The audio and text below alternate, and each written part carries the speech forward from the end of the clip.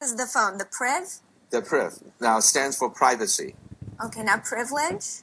Privilege and privacy. Okay. Privacy and privilege. Actually, privacy is it's what you get. Security is what we provide.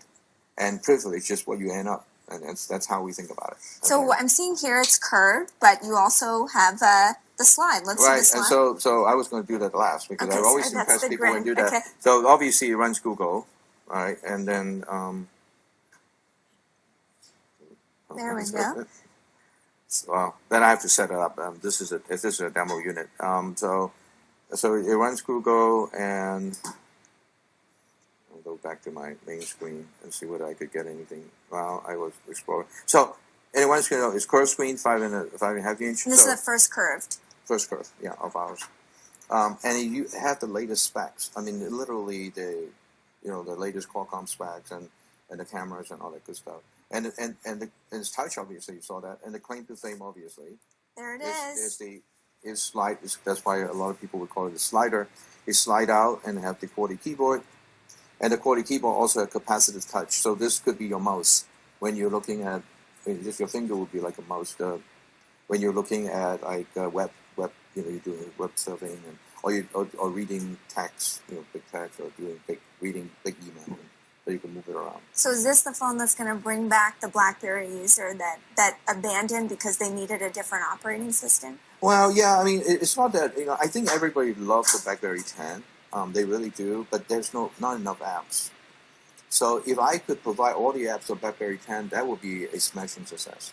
And unfortunately, I can't put the two together for all the practical reasons, and logistic and financial reasons. So this is a really best thing that we could do. And I the early indication from either the carriers and some of the customers saw it, great, wonderful, they love it. Speaking of apps, I know you joined Twitter. Is that one of your new favorite apps? Are you addicted yet? Oh, yeah, right. I don't know how people find time to do that. I mean, I love it. I can. You're on it. I'm on it, yeah, but it's like constant. Yeah. And then after a while you become addictive or become habit forming, and it's crazy. But that's what the Crackberry. That's where that came from. I'd say that's true. That's true. But anyway, so that was it. All right, great stuff.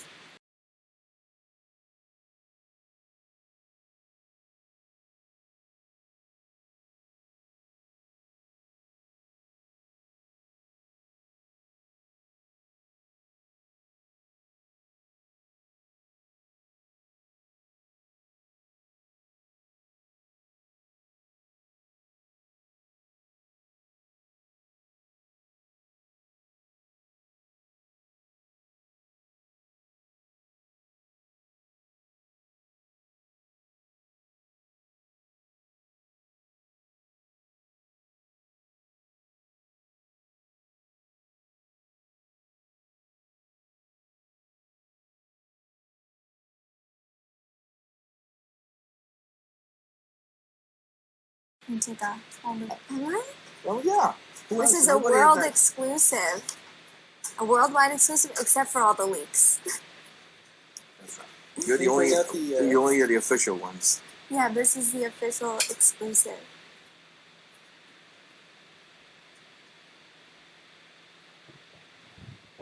My name's Mark.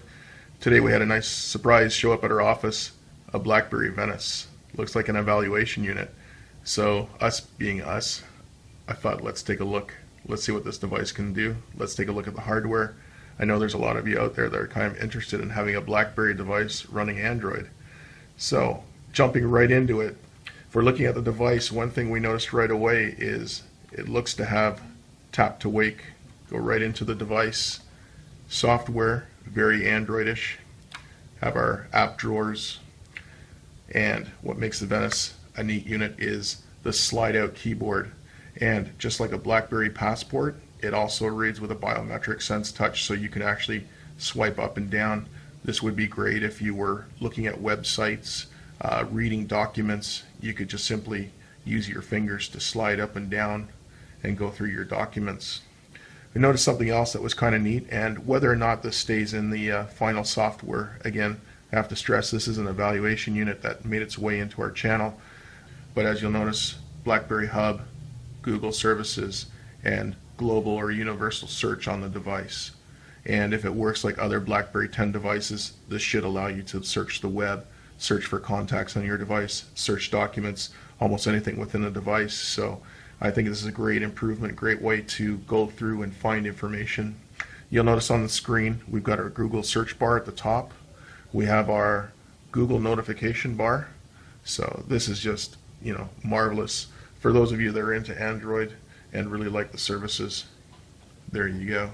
Spin the device so you can see where some of the controls are. So you've seen the slide out keyboard.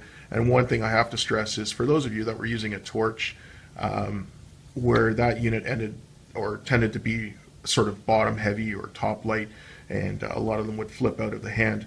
I have to say one thing about this: it is very comfortable whether you're using it closed or open. So let me just spin this through. You can see the screen is very slim, nicely housed into the chassis. Very easy to slide up and down, no problems whatsoever. Underneath this packing seal, we've got a camera button. On the opposite side, we have your volume rockers and your convenience key in the center, smart action key. So BlackBerry users would be very akin to how this device is laid out. Across the bottom, we've got our micro USB port. We've got a 3.5 millimeter headset jack. If we scroll across the top, you'll have micro SD. Looks to be, you'll probably use a pin to eject it, and your SIM card tray. I'm assuming this would be a noise canceling microphone, or it could just be a microphone for picking up audio at the top. And across the bottom, well, I don't really see a microphone jack, but the one thing I do see, this huge speaker grill. We haven't been able to test this, but if you take a close look, I mean, that is, assuming that's a full-fledged speaker underneath the housing, I'm assuming that would be quite loud, just like most BlackBerry devices. And obviously earpiece across the top. Not sure if there's anything embedded or hidden into the into those ports as well. And if we scroll over onto the back, the one thing you notice right away is that huge camera bezel. But I hope you like this video. Hopefully it gives you a little bit more information on this device. Truly hoping that we get this into the Canadian market. Again, this is an evaluation unit. We were lucky enough just to get our hands on it, and it's going to be going back on its way to where it's supposed to be. So for those of you looking for this device, keep your fingers crossed, and hopefully it'll come to your channel soon.